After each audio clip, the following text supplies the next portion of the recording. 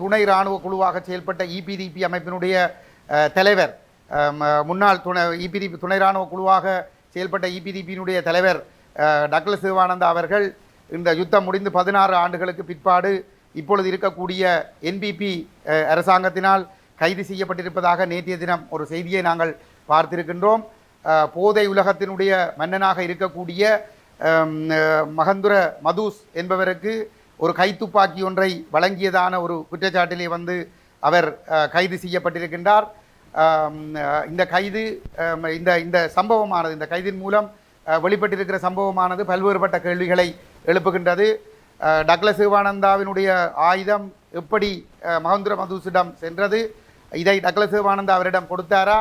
அப்படி என்று சொல்லி சொன்னால் அந்த போதைப்பொருள் கும்பலை வழிநடத்துகின்ற ஒரு தலைவராக டக்ளஸ் தேவானந்தா செயல்பட்டாரா என்கின்ற ஒரு பாரிய கேள்வி மக்கள் மத்தியிலே எழுந்திருக்கின்றது. அதிலும் குறிப்பாக இவர் அந்த கும்பலை வழிநடத்தினாரா?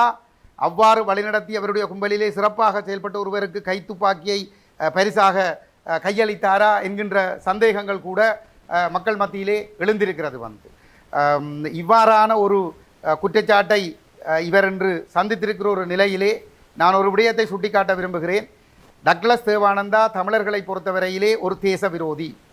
அவர் பல சந்தர்ப்பங்களிலே அவர் சொல்லியிருக்கிறார், தான் பல ஆயுத பயிற்சி பெற்ற பொழுது, நான் நினைக்கிறேன் இந்த பாலஸ்தீனத்திலோ லெபனானில் அவர் அந்த பயிற்சியை பெற்று வெளியேறுகின்ற சந்தர்ப்பத்திலேயே தனக்கு தெரியுமாம் இந்த தமிழீழம் என்கின்ற அந்த போராட்டம் ஒரு பொழுதும் சாத்தியப்படாது என்று சொல்லி. அப்போ நான் ஒரு தடவை அவரிடம் நேரடியாகவே சக்தி டிவியிலே நடைபெற்ற ஒரு நேர்காணலின் பொழுது கேட்டிருந்தேன், ஆயுத பயிற்சி முடிந்து வெளியேறுகின்ற பொழுதே தமிழீழம் என்பது சாத்தியமில்லை என்பது உங்களுக்கு தெரியும் என்று சொல்லி உறுதியாக நீங்கள் சொல்கிறீர்கள் என்று சொன்னால், அதற்கு பிற்பாடு உங்களுடைய கையிலே ஆயுதங்களை நீங்கள் வைத்திருந்திருக்கிறீர்கள் என்று சொன்னால் அது களவு, கொள்ளை, கொலை போன்ற செயல்பாடுகளுக்காக மாத்திரம்தான் நீங்கள் இந்த ஆயுதங்களை கையிலே வைத்திருந்திருக்க வேண்டும் என்கிற ஒரு குற்றச்சாட்டை நான் அவர்களுடைய முகத்துக்கு முன்னாலேயே நான் முன்வைத்திருந்தேன்.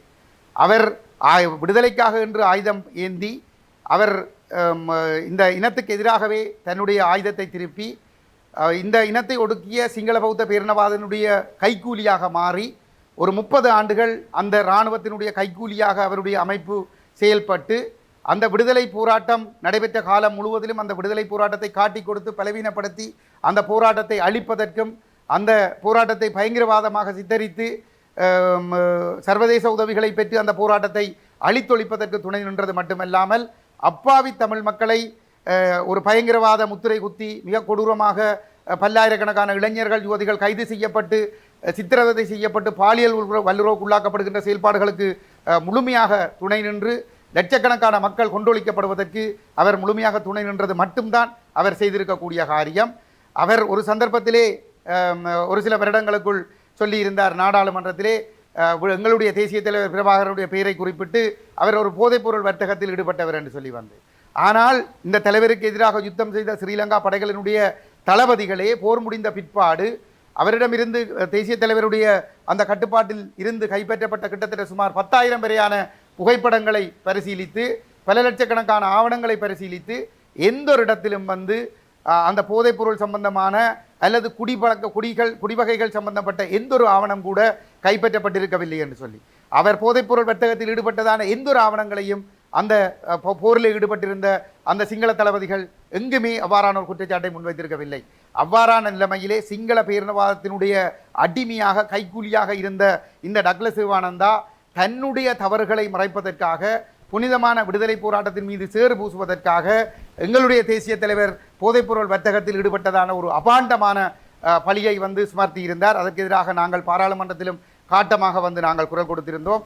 ஆனால் இன்று அந்த கர்மா என்று சொல்லுவார்கள் அவர் யாருடைய கால் செருப்பாக இருந்து, அடிமையாக இருந்து, கைக்கூலியாக இருந்து அவர்கள் போட்ட எலும்பு துண்டுக்காக இந்த இனத்தையும் போராட்டத்தையும் காட்டி கொடுத்தாரோ அதே தரப்புகள் இன்று அவரை கைது செய்கின்ற ஒரு சூழல் ஒன்று உருவாகி இருக்கின்றது. அது கூட தங்களுடைய சிங்கள தலைமைகள் மீது கை வைக்க முடியாத நிலைமையிலே பிள்ளையான், டக்ளஸ் போன்ற இந்த எடுபிடிகளைத்தான் அவர்கள் கைது செய்து தாங்கள் பெரிய ஒரு வீரர்கள் போன்று காட்டுகின்ற ஒரு செயல்பாட்டை செய்திருக்கின்றார்கள். அதுவும் இந்த டக்ளஸ் தேவானந்தாவுக்கு எதிராக மனித உரிமைகள் ஆணைக்குழுவிலும் ஜனாதிபதி ஆணைக்குழுவிலும் மற்றும் ஐநா மனித உரிமைகள் பேரவையிலும் இந்த டக்ளஸுக்கு எதிராகவும் இபிடிபிக்கு எதிராகவும் ஆட்கடத்தல் தொடர்பான பல்வேறுபட்ட முறைப்பாடுகள் இருக்கின்றன.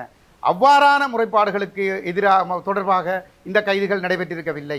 இது வெறும் ஒரு கண்டுடைப்புக்காக நடைபெற்றிருக்கக்கூடிய ஒரு சம்பவமாகத்தான் நாங்கள் பார்க்கிறோம். எங்களை பொறுத்தவரையிலே இன்று போதைப்பொருள் மன்னன் மகந்துர மதுசோடு தொடர்புடையதாக இவருடைய ஒரு தொடர்பு அம்பலப்பட்டிருக்கின்ற ஒரு நிலையிலே ஒரு சர்வதேச குற்றவியல் விசாரணை ஒன்றுதான் எங்களை பொறுத்தவரையிலே நாங்கள் எதிர்பார்க்கின்ற விடயம்.